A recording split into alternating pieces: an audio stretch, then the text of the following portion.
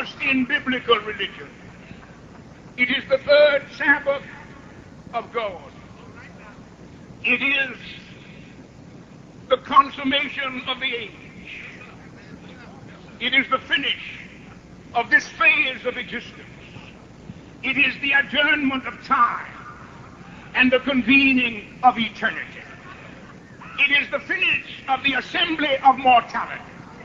And it is the beginning of the new assembly of the Christ-born who are to live forever in the presence of God. It is the promise of the third Sabbath of biblical religion. It is not that Christ has not done his work. It is not that he does not reign. He does. He has triumphed over the powers of darkness.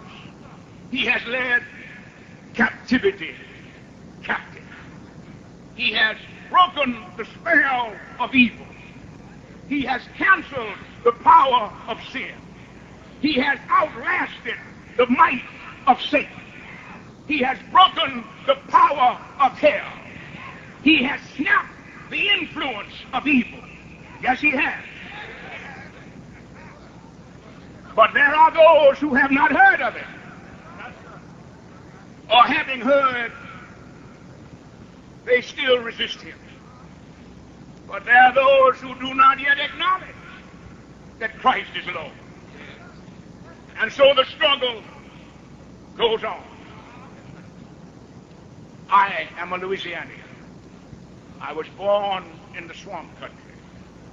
I suppose the most celebrated battle of that state occurred in January 1850.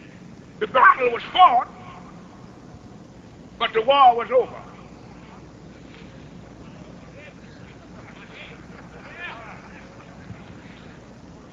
Now there are powers still holding out against the reign of Jesus.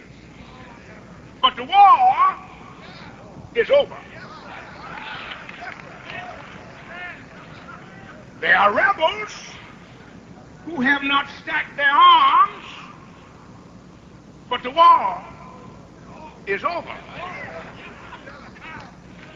There are some recalcitrants who have not dipped their colors, but the war is over. That was won at Calvary. And when he said, Father, I give my spirit into your hands, the war was over. But there are those who still fight. And it is not to say that it is not a hard fight. It is. And many of you, many of us, know that it's still a hard fight. The powers of hell have not given up. And all of us pass through dark desolations. And there are confounding sorrows in our lives. When I was younger, I used to hear it said that time heals all sorrows, but that's not so. There are some sorrows that we must carry on until the end. Time changes the acuteness of the hurt, but it never takes away the sorrow. There are some griefs that we must trudge on with until the end. There are some pains that we must carry. And do the days not come for many of us when we say, I have no pleasure in them.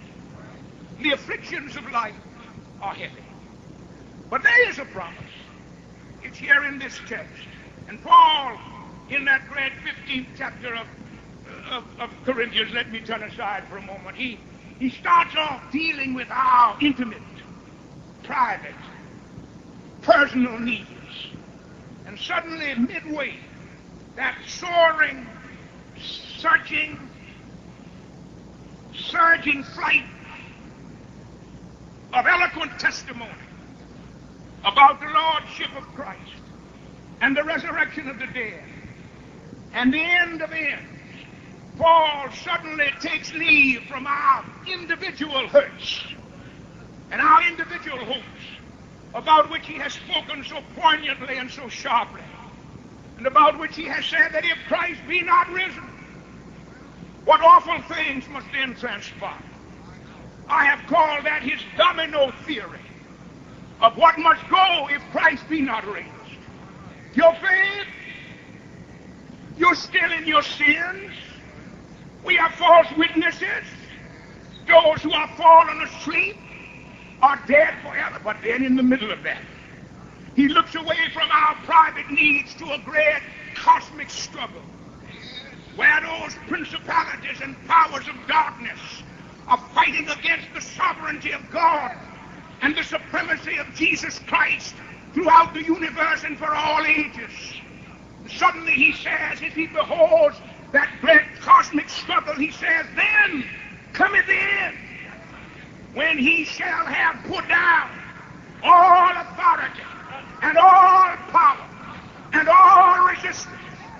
Then he says, for he must reign till he hath put down all else.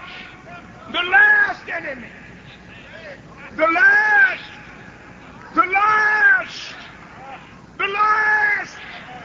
enemy that shall be destroyed is death, who takes from us our loved ones, breaks up our families, separates us from our family table, turns our joy into sorrow.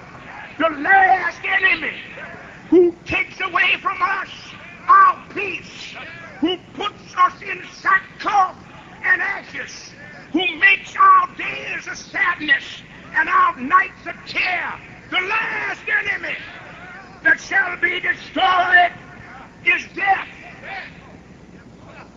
It is the promise of the end of ends, when there shall be no more sorrow, no more grief, no more sickness, no more pain, no more sin, no more trials, no more weeping, no more slander, no more misunderstanding, no more crying, no more loads. It is the promise that God is going to be all in all, God all over us, God all under us, God all around us, God all through us, God everywhere, God, God, God. It is the promise that somewhere there is a bright side, somewhere the Lord is lifted, somewhere the burden falls away, somewhere the clouds are lifted, somewhere the sun is shining, somewhere confusion leaves, somewhere peace reigns, somewhere God lives, somewhere God the sun forever reigns and scatters night away, somewhere sin and sickness, pain and death are felt and feared no more, somewhere. It is the third Sabbath